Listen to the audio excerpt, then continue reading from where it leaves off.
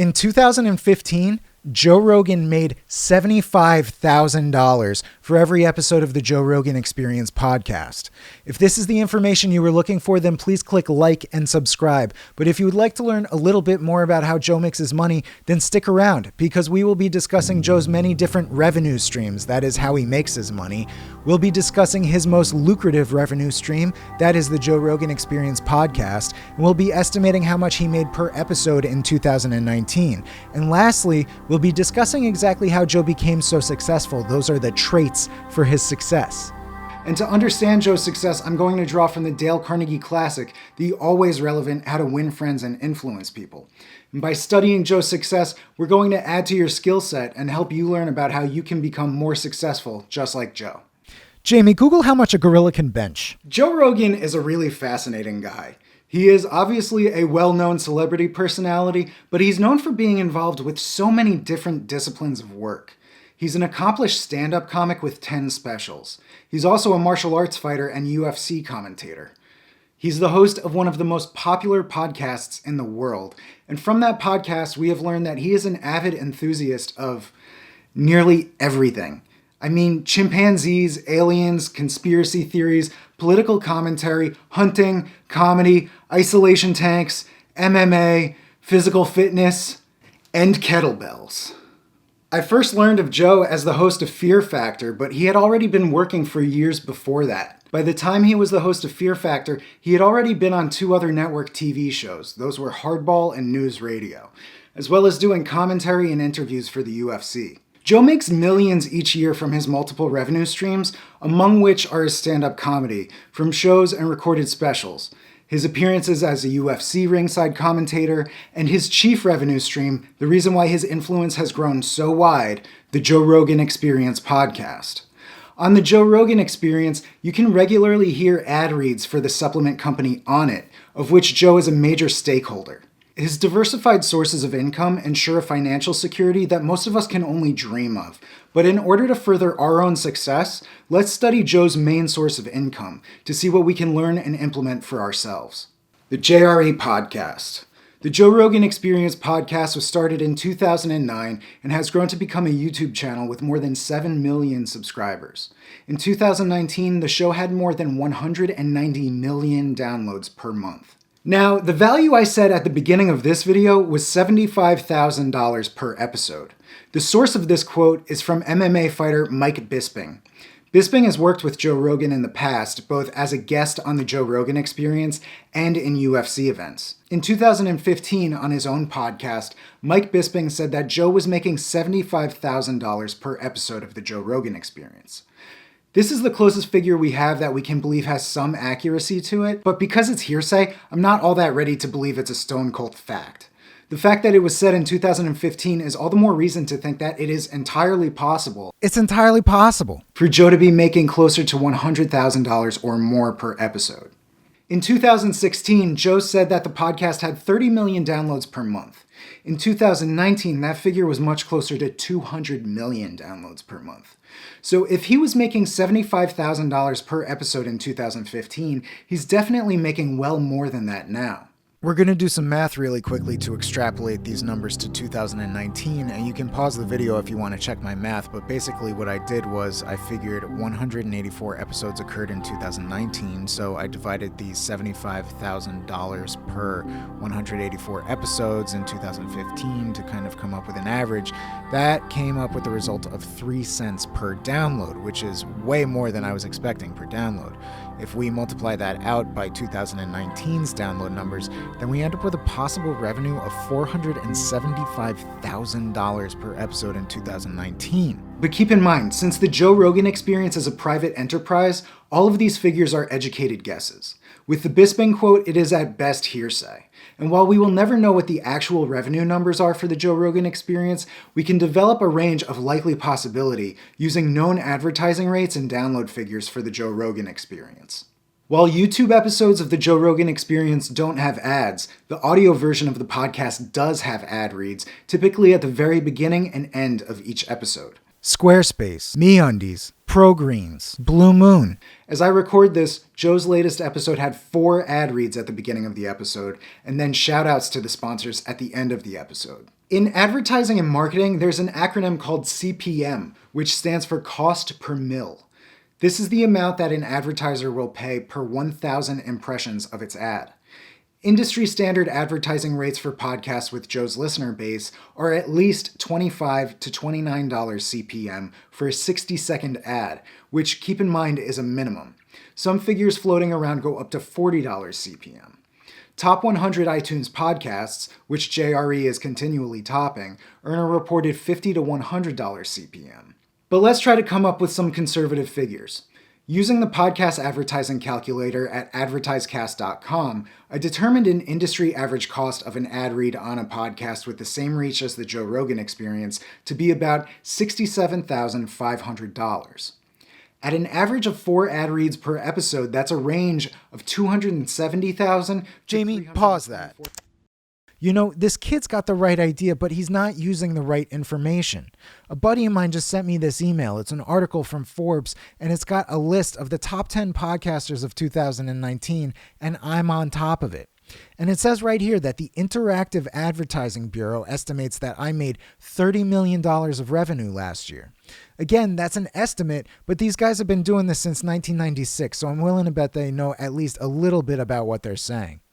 So if we know that I came out with 184 episodes in 2019 and we divide that 30 million by 184, we get $163,043.48 of revenue per episode.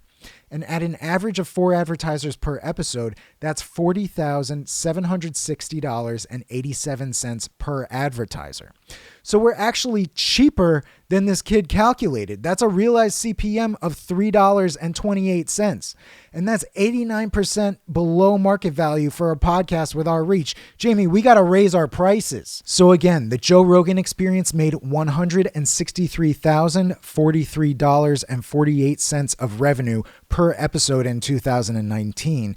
And my take-home pay is some unknowable percentage of that. But Jamie, roll the tape. Let's see what else this kid has to say. And that number will likely only go up as the podcast's popularity grows larger each day. A typical week of the Joe Rogan Experience will show the release of 3 to 4 episodes. Sometimes they'll release 2 episodes a day. This revenue can quickly add up to staggering figures. Now, all this money obviously doesn't go straight into Joe's pocket. Joe does have employees for the podcast. Famously, he has Jamie. Jamie, pull that up. Jamie is the producer for the show. He's behind the camera on each episode, and he does whatever editing is necessary for the YouTube and podcast uploads. So Jamie's salary comes out of the show's revenue, and there are other costs that come with running a show like the Joe Rogan Experience. They need to pay rent or a mortgage for their studio, and they need to buy and maintain equipment, most of which is expensive audio and video equipment. Just pull that sucker up like a fist from your face. And Joe's own take-home income is an unknowable percentage of that revenue. But what is certain is that Joe is doing pretty well by any standard. Traits of his success. So we know that advertisers pay a lot to be on the show because it's so popular, but why exactly is it so popular? Joe Rogan's podcast is successful for plenty of reasons, but I believe the biggest of those reasons are his consistency and his personality. Joe has been podcasting regularly since 2009 and currently has 1,425 episodes, not including spin-off episodes such as the recent MMA show series. That's an average of 142 episodes a year, which means every 2.5 days for the last 10 years, a new episode of the Joe Rogan Experience has gone up. It's no surprise that Joe can maintain this level of consistency. He's a very regimented guy. Between his workout schedule, his diet, and the way he lives his daily life, he's extremely goal-oriented and knows that his long-term goals are achieved by maintaining steady levels of daily progress. The power of this consistency is readily visible in the Joe Rogan Experience brand. Joe's listener base has never had a shortage of new content to check out.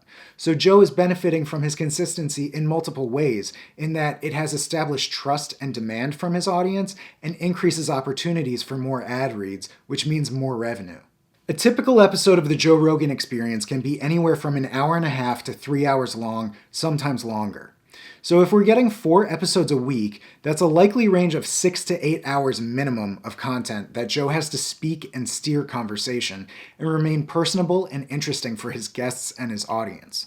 Being on camera, unedited for 6 to 8 hours a week means that Joe has little room to hide his personality. He can't have an on-camera personality that doesn't align with a different off-camera personality because he lives so much of his life with an audience. This means that Joe's audience knows him intimately.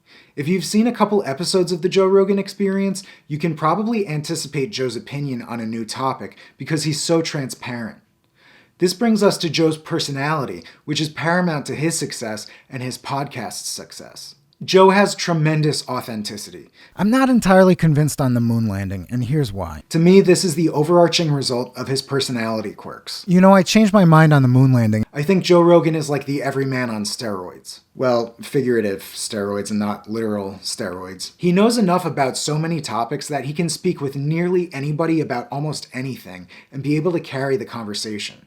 He has these deep, long-form conversations with people of interest, and it's likely the closest his audience will ever get to being able to sit down and have a beer and a long talk with their favorite musicians, actors, athletes, or politicians. Joe isn't the world's best interviewer, nor does he claim to be. He will admit when he doesn't know something about a topic, and he is nearly always curious to learn about new topics. Overall, he has a very real authenticity that comes through on camera, and this instills more trust in him from his audience because they feel like he is always speaking his true opinions on topics. Joe has lots of experience as an orator, and this means he is great on his podcast because he's a well-versed conversationalist and a good people person. He's been performing stand-up comedy since 1988. Joe's career in stand-up comedy was basically 21 years of practice for his podcast. I mean, he had to stand up on stage with a microphone in front of people and make them laugh. And to do that, he had to develop a super sharp wit and learn to think on his feet and always have the right thing to say. This work goes hand in hand with being the lead on an interview-based podcast. Joe needs to be able to steer a conversation with his guest to keep things interesting for the audience. Dale Carnegie's classic book, How to Win Friends and Influence People, has many excellent lessons that are each worthy of their own video. But a major theme of this book is that in order to become a more liked person, you must make other people feel liked. This is best summarized by a message in an early chapter from the book. Carnegie quotes philosopher John Dewey, who said that the deepest urge in human nature is the desire to feel important. And this is what Joe accomplishes on his podcast.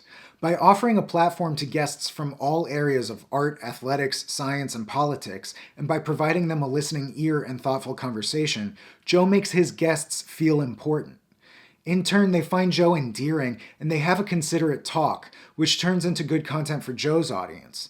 And Joe's audience hears Joe being a good soundboard for each guest and offering many of his opinions on a broad variety of subjects, and they hear somebody they can relate to. Even though Joe hasn't met most of his millions of listeners, those listeners hear some of their opinions voiced by Joe or his guests on the show and in turn feel like they have been listened to. Joe makes his guests feel important. Joe makes his listeners feel important. This is the reason why day after day, week after week, millions tune into the Joe Rogan Experience to hear a talk between Joe and a guest they may never even have heard of before. And they do this in order to hear what ideas might come out of the conversation. If you enjoyed this video, please give it a big old like and subscribe because it really helps the channel grow. Thank you so much. Leave a comment down below letting me know what you think of the video. I'm always in the comments, so please feel free to hit me up. Check out my Instagram for more business and business book content. And if you'd like to check out the articles, videos, and books I used in the creation of this video, then please follow the links down below. Thank you so much for watching, and I'll see you in the next one.